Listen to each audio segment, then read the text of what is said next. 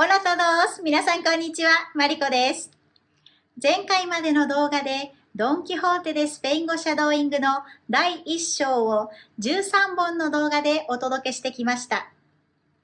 これまで13回にわたってドン・キホーテでスペイン語シャドーイングにお付き合ってくださった皆様、本当にありがとうございました。そしてお疲れ様でした。今日は第1章のまとめとして、ドン・キホーテでスペイン語シャドーイングの第1章のすべての朗読動画をまとめた第1章完全版をお届けいたします。今回は日本語での解説は入れずに、普通の速さでの字幕あり、普通の速さでの字幕なしの2種類をつなげてあります。もしこのスピードでは速いと思われる方は、YouTube の速度調整機能を使って、簡単に動画の速度を落とすこともできます。パソコンでご覧くださっている方は、歯車マーク、設定の部分から再生速度を選択してください。75% ほどにしていただければ、ゆっくりした速度でお聞きいただけると思います。携帯からご覧になっている方は、右上にある3つの点をタップすると、再生速度を設定する画面が現れます。これまでの13本の動画およびシャドーイングのやり方やドン・キホーテとセルバンテスについての動画のリンクを説明欄に貼っておきますので、ぜひご利用ください。Vamos a empezar. El ingenioso hidalgo Don Quijote de la Mancha, por Miguel de Cervantes Saavedra. Primera parte. Capítulo primero, que trata de la condición y ejercicio del famoso y valiente hidalgo Don Quijote de la Mancha. En un lugar de la Mancha, de cuyo nombre no quiero acordarme, no ha mucho tiempo que vivía un hidalgo de los de lanza en astillero, adalga antigua, rocín flaco y galgo corredor.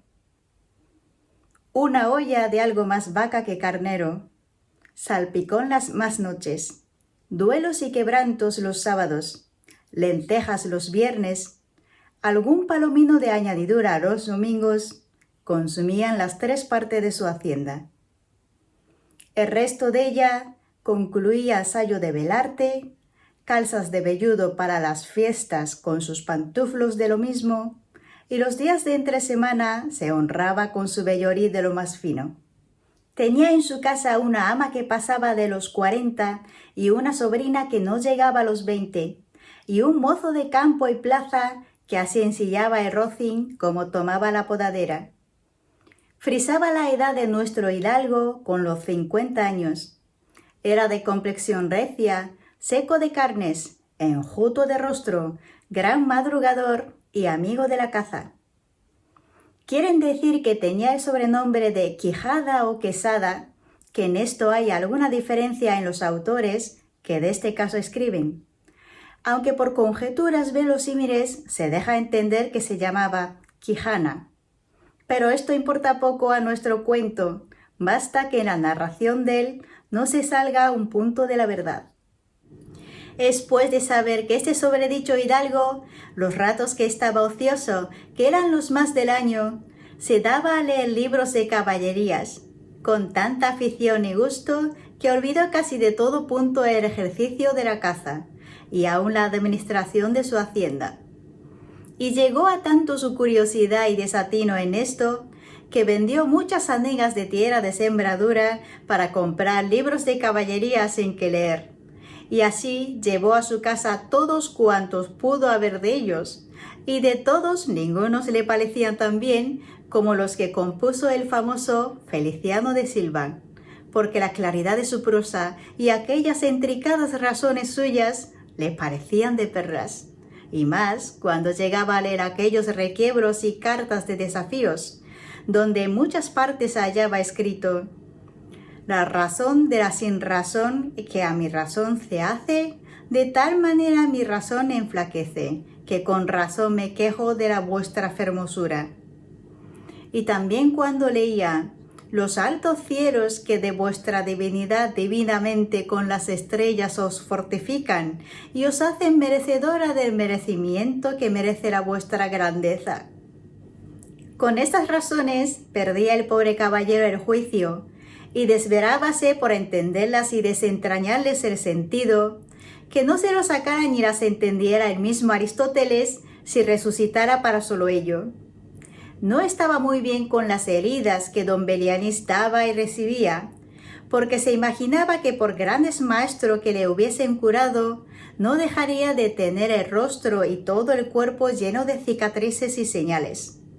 Pero con todo, alababa en su autor aquel acabar en su libro con la promesa de aquella inacabable aventura,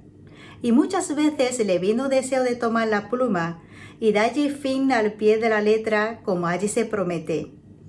Y sin duda alguna lo hiciera y aún saliera con ellos, y otros mayores y continuos pensamientos no se lo estorbaran. Tuvo muchas veces competencia con el cura de su lugar, que era hombre docto, graduado en Sigüenza, sobre cuál había sido mejor caballero,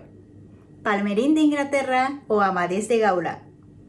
Mas maese Nicolás, barbero del mismo pueblo, decía que ninguno llegaba al caballero del Febo, y que si a alguno se le podía comparar era don Galaor, hermano de Amadís de Gaula, porque tenía muy acomodada condición para todo, que no era caballero melindroso ni tan llorón como su hermano, y que en lo de la valentía no le iba en zaga. En resolución, él se enfrascó tanto en su lectura que se le pasaban las noches leyendo de claro en claro y los días de turbio en turbio, y así, del poco dormir y del mucho leer, se le secó el cerebro de manera que vino a perder el juicio. Llenósele la fantasía de todo aquello que leía en los libros, así de encantamientos como de pendencias, batallas, desafíos, heridas, requiebros, amores, tormentas y disparates imposibles. Y asentósele de tal modo en la imaginación que era verdad toda aquella máquina de aquellas soñadas invenciones que leía, que para él no había otra historia más cierta en el mundo. Decía él que el Cid Ruiz Díaz había sido muy buen caballero, pero que no tenía que ver con el caballero de la ardiente espada, que de solo un revés había partido por medio dos fieros y descomunales gigantes. Mejor estaba con Bernardo del Carpio, porque en Roncesvalles había muerto a Roldán el encantado, valiéndose de la industria de Hércules cuando ahogó a Anteo, el hijo de la tierra, entre los brazos. Decía mucho bien del gigante Morgante, porque con ser de aquella generación gigantea, que todos son soberbios y descomedidos, él solo era afable y bien criado. Pero sobre todos estaba bien con Reinaldo de Montalbán, y más cuando le veía salir de su castillo y robar cuantos topaba, y cuando en Allende robó aquel ídolo de Mahoma, que era todo de oro, según dice su historia. Diera él por dar una mano de coces al traidor de Galalón, a la ama que tenía y aún a su sobrina de añadidura. En efecto, rematando ya su juicio, vino a dar en el más extraño pensamiento que jamás dio loco en el mundo, y fue que le pareció convenible y necesario, así para el aumento de su honra como para el servicio de su república, hacerse caballero andante y irse por todo el mundo con sus armas y caballo a buscar las aventuras y a ejercitarse en todo aquello que él había leído que los caballeros andantes se ejercitaban, deshaciendo todo género de agravio y poniéndose en ocasiones y peligros, donde acabándolos cobrase eterno nombre y fama. Imaginábase el pobre ya coronado por el valor de su brazo, por lo menos del imperio de Trapisonda,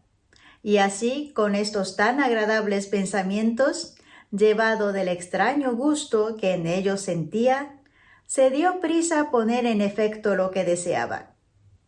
Y lo primero que hizo fue limpiar unas armas que habían sido de sus bisabuelos, que tomadas de orín y llenas de moho, luengos siglos sabía que estaban puestas y olvidadas en un rincón.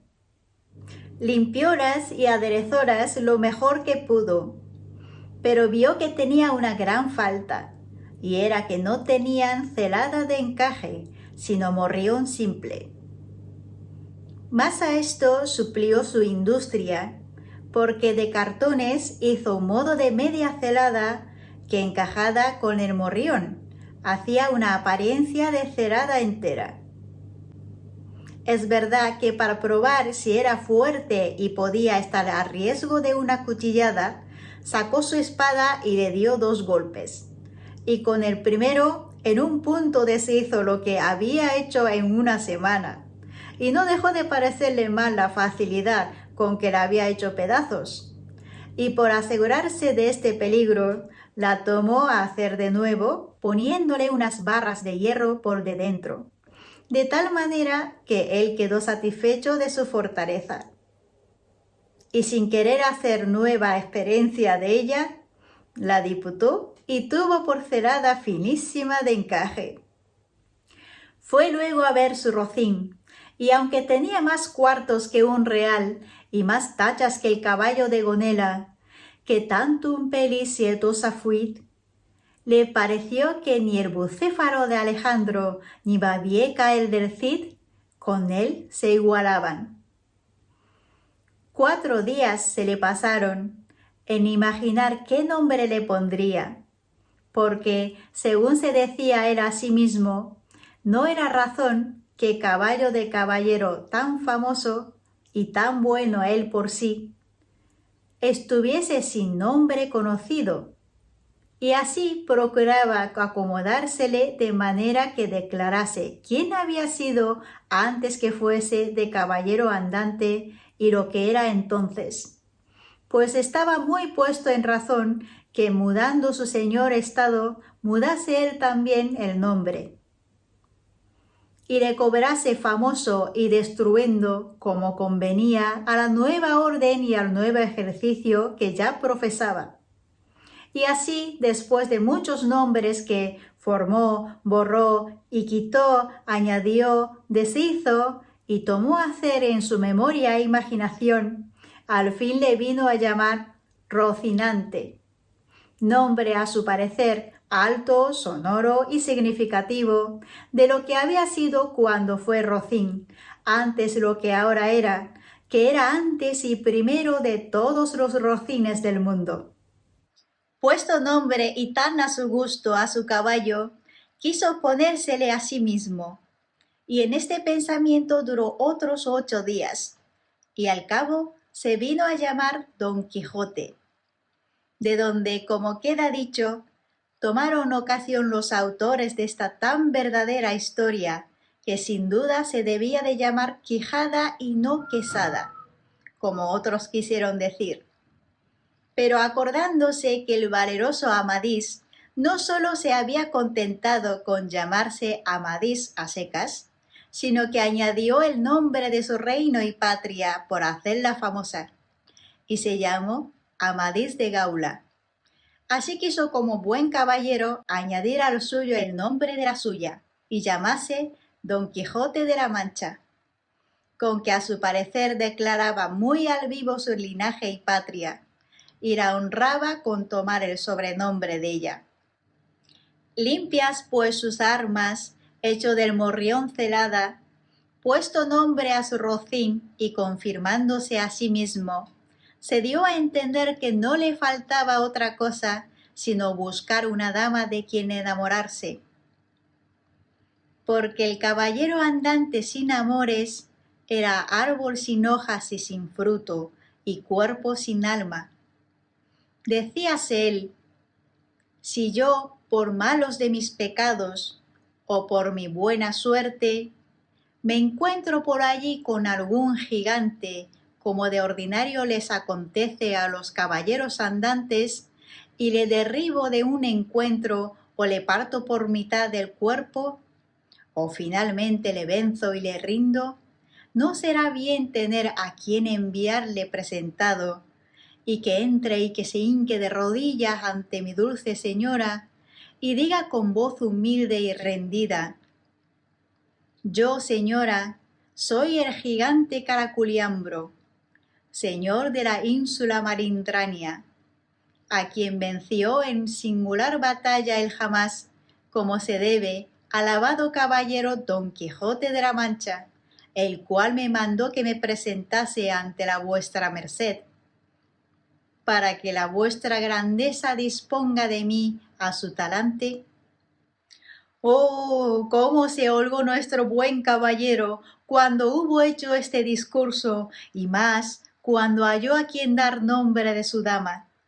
Y fue a lo que se cree que un lugar cerca del suyo había una moza labradora de muy buen parecer, de quien él un tiempo anduvo enamorado, aunque, según se entiende, ella jamás lo supo ni le dio cata de ello. Llamábase Aldonza Lorenzo, y a ésta le pareció ser bien darle título de señora de sus pensamientos. Y buscándole nombre que no desdijese mucho del suyo, y que tirase y se encaminase al de princesa y gran señora, vino a llamarla Dulcinea del Toboso, porque era natural del Toboso, nombre a su parecer músico y peregrino y significativo, como todos los demás que a él y a sus cosas había puesto. El ingenioso hidalgo Don Quijote de la Mancha, por Miguel de Cervantes Saavedra. Primera parte. Capítulo primero, que trata de la condición y ejercicio del famoso y valiente hidalgo Don Quijote de la Mancha. En un lugar de la Mancha, de cuyo nombre no quiero acordarme, no ha mucho tiempo que vivía un hidalgo de los de lanza en astillero, adalga antigua, rocín flaco y galgo corredor. Una olla de algo más vaca que carnero, salpicón las más noches, duelos y quebrantos los sábados, lentejas los viernes, algún palomino de añadidura los domingos, consumían las 3 partes de su hacienda. El resto de ella concluía sayo de velarte, calzas de velludo para las fiestas con sus pantuflos de lo mismo, y los días de entre semana se honraba con su vellorí de lo más fino. Tenía en su casa una ama que pasaba de los 40 y una sobrina que no llegaba a los 20, y un mozo de campo y plaza que así ensillaba el rocín como tomaba la podadera. Frisaba la edad de nuestro hidalgo con los 50 años. Era de complexión recia, seco de carnes, enjuto de rostro, gran madrugador y amigo de la caza. Quieren decir que tenía el sobrenombre de Quijada o Quesada, que en esto hay alguna diferencia en los autores que de este caso escriben, aunque por conjeturas verosímiles se deja entender que se llamaba Quijana. Pero esto importa poco a nuestro cuento, basta que en la narración de él no se salga un punto de la verdad. Es pues de saber que este sobredicho hidalgo, los ratos que estaba ocioso, que eran los más del año, se daba a leer libros de caballerías, con tanta afición y gusto que olvidó casi de todo punto el ejercicio de la caza, y aun la administración de su hacienda. Y llegó a tanto su curiosidad y desatino en esto, que vendió muchas hanegas de tierra de sembradura para comprar libros de caballerías en que leer, y así llevó a su casa todos cuantos pudo haber de ellos, y de todos ningunos le parecían tan bien como los que compuso el famoso Feliciano de Silva, porque la claridad de su prosa y aquellas intricadas razones suyas le parecían de perlas, y más cuando llegaba a leer aquellos requiebros y cartas de desafíos, donde en muchas partes hallaba escrito: la razón de la sin razón que a mi razón se hace, de tal manera mi razón enflaquece, que con razón me quejo de la vuestra fermosura. Y también cuando leía: los altos cielos que de vuestra divinidad divinamente con las estrellas os fortifican y os hacen merecedora del merecimiento que merece la vuestra grandeza. Con estas razones perdía el pobre caballero el juicio y desvelábase por entenderlas y desentrañarles el sentido, que no se lo sacara ni las entendiera el mismo Aristóteles si resucitara para solo ello. No estaba muy bien con las heridas que don Belianís daba y recibía, porque se imaginaba que por grandes maestros que le hubiesen curado, no dejaría de tener el rostro y todo el cuerpo lleno de cicatrices y señales. Pero con todo, alababa en su autor aquel acabar en su libro con la promesa de aquella inacabable aventura, y muchas veces le vino deseo de tomar la pluma y dalle fin al pie de la letra como allí se promete. Y sin duda alguna lo hiciera y aún saliera con ello, y otros mayores y continuos pensamientos no se lo estorbaran. Tuvo muchas veces competencia con el cura de su lugar, que era hombre docto, graduado en Sigüenza, sobre cuál había sido mejor caballero, Palmerín de Inglaterra o Amadís de Gaula. Mas maese Nicolás, barbero del mismo pueblo, decía que ninguno llegaba al caballero del Febo, y que si alguno se le podía comparar era don Galaor, hermano de Amadís de Gaula, porque tenía muy acomodada condición para todo, que no era caballero melindroso ni tan llorón como su hermano, y que en lo de la valentía no le iba en zaga. En resolución, él se enfrascó tanto en su lectura que se le pasaban las noches leyendo de claro en claro y los días de turbio en turbio, y así, del poco dormir y del mucho leer, se le secó el cerebro de manera que vino a perder el juicio.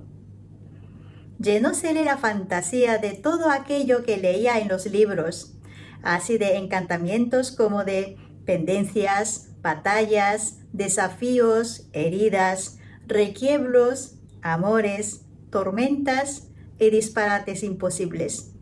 Y asentósele de tal modo en la imaginación que era verdad toda aquella máquina de aquellas soñadas invenciones que leía,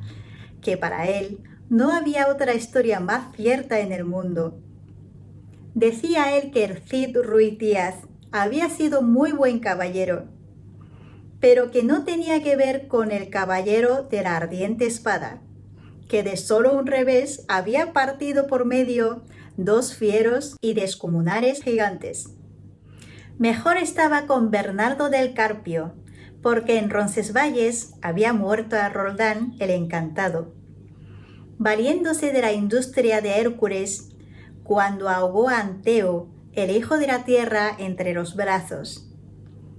Decía mucho bien del gigante Morgante, porque con ser de aquella generación gigantea, que todos son soberbios y descomedidos, él solo era fabre y bien criado. Pero sobre todos estaba bien con Reinaldo de Montalbán, y más cuando le veía salir de su castillo y robar cuantos topaba, y cuando en Allende robó aquel ídolo de Mahoma, que era todo de oro, según dice su historia. Diera él por dar una mano de coces al traidor de Galalón, a la ama que tenía y aún a su sobrina de añadidura. En efecto, rematando ya su juicio, vino a dar en el más extraño pensamiento que jamás dio loco en el mundo, y fue que le pareció convenible y necesario, así para el aumento de su honra como para el servicio de su república, hacerse caballero andante y irse por todo el mundo con sus armas y caballo a buscar las aventuras y a ejercitarse en todo aquello que él había leído que los caballeros andantes se ejercitaban, deshaciendo todo género de agravio y poniéndose en ocasiones y peligros, donde acabándolos cobrase eterno nombre y fama. Imaginábase el pobre ya coronado por el valor de su brazo, por lo menos del imperio de Trapisonda,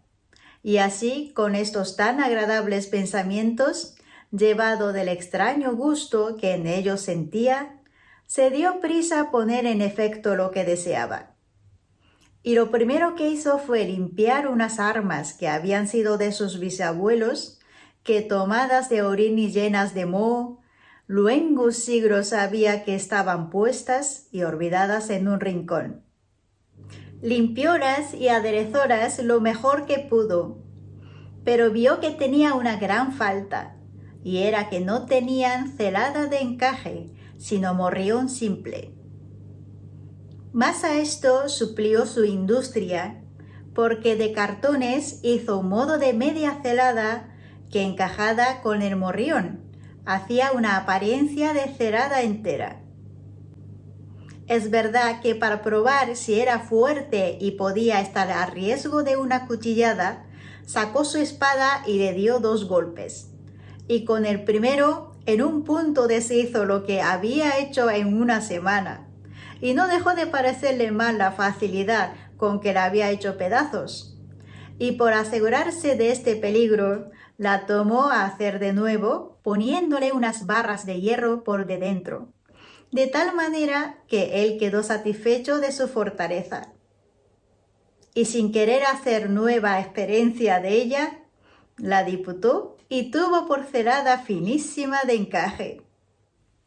Fue luego a ver su rocín, y aunque tenía más cuartos que un real y más tachas que el caballo de Gonela, que tantum pelicietosa fuit, le pareció que ni el bucéfaro de Alejandro ni Babieca el del Cid con él se igualaban. 4 días se le pasaron en imaginar qué nombre le pondría, porque, según se decía él a sí mismo, no era razón que caballo de caballero tan famoso y tan bueno él por sí, estuviese sin nombre conocido, y así procuraba acomodársele de manera que declarase quién había sido antes que fuese de caballero andante y lo que era entonces, pues estaba muy puesto en razón que mudando su señor estado, mudase él también el nombre, y le cobrase famoso y destruendo como convenía a la nueva orden y al nuevo ejercicio que ya profesaba. Y así, después de muchos nombres que formó, borró y quitó, añadió, deshizo y tomó a hacer en su memoria e imaginación, al fin le vino a llamar Rocinante, nombre a su parecer alto, sonoro y significativo de lo que había sido cuando fue Rocín, antes lo que ahora era, que era antes y primero de todos los rocines del mundo. Puesto nombre y tan a su gusto a su caballo, quiso ponérsele a sí mismo, y en este pensamiento duró otros 8 días, y al cabo se vino a llamar Don Quijote, de donde, como queda dicho, tomaron ocasión los autores de esta tan verdadera historia, que sin duda se debía de llamar Quijada y no Quesada, como otros quisieron decir. Pero acordándose que el valeroso Amadís no sólo se había contentado con llamarse Amadís a secas, sino que añadió el nombre de su reino y patria por hacerla famosa, y se llamó Amadís de Gaula. Así quiso como buen caballero añadir al suyo el nombre de la suya, y llamase Don Quijote de la Mancha, con que a su parecer declaraba muy al vivo su linaje y patria, y la honraba con tomar el sobrenombre de ella. Limpias pues sus armas, hecho del morrión celada, puesto nombre a su rocín y confirmándose a sí mismo, se dio a entender que no le faltaba otra cosa sino buscar una dama de quien enamorarse, porque el caballero andante sin amores era árbol sin hojas y sin fruto, y cuerpo sin alma. Decíase él, si yo, por malos de mis pecados, o por mi buena suerte, me encuentro por allí con algún gigante, como de ordinario les acontece a los caballeros andantes, y le derribo de un encuentro o le parto por mitad del cuerpo, o finalmente le venzo y le rindo, ¿no será bien tener a quien enviarle presentado, y que entre y que se hinque de rodillas ante mi dulce señora, y diga con voz humilde y rendida: yo, señora, soy el gigante Caraculiambro, señor de la ínsula Marindrania, a quien venció en singular batalla el jamás, como se debe, alabado caballero Don Quijote de la Mancha, el cual me mandó que me presentase ante la vuestra merced, para que la vuestra grandeza disponga de mí a su talante. ¡Oh, cómo se holgó nuestro buen caballero cuando hubo hecho este discurso, y más cuando halló a quien dar nombre de su dama! Y fue a lo que se cree que un lugar cerca del suyo había una moza labradora de muy buen parecer, de quien él un tiempo anduvo enamorado, aunque, según se entiende, ella jamás lo supo ni le dio cata de ello. Llamábase Aldonza Lorenzo, y a ésta le pareció ser bien darle título de señora de sus pensamientos. Y buscándole nombre que no desdijese mucho del suyo, y que tirase y se encaminase al de princesa y gran señora, vino a llamarla Dulcinea del Toboso, porque era natural del Toboso, nombre a su parecer músico y peregrino y significativo, como todos los demás que a él y a sus cosas había puesto. Don Quijote de スペイン語シャドーイング第1章のまとめいかがだったでしょうか。次回からは第2章に突入です。ドン・キホーテがいよいよ最初の遍歴の旅に出発します。どんな波乱万丈な旅路が待ち受けているかワクワクしますね。第2章もなるべくたくさんの写真や挿絵、関連動画などを挿入しながら皆さんと一緒に楽しくドン・キホーテの世界を旅したいと思います。ぜひまたご一緒できると嬉しいです。こちらの動画が役に立ったと思ったらぜひいいねお願いします。こちらのチャンネルではスペイン語だけでなくスペインの雑学やスペインの世界遺産などを発信しています。チャンネル登録をしていただけると新しい動画がアップされた時にお知らせが届きますので、ぜひチャンネル登録の方もよろしくお願いいたします。Muchísimas gracias por ver hasta el final y nos vemos en el siguiente video. ¡Hasta luego!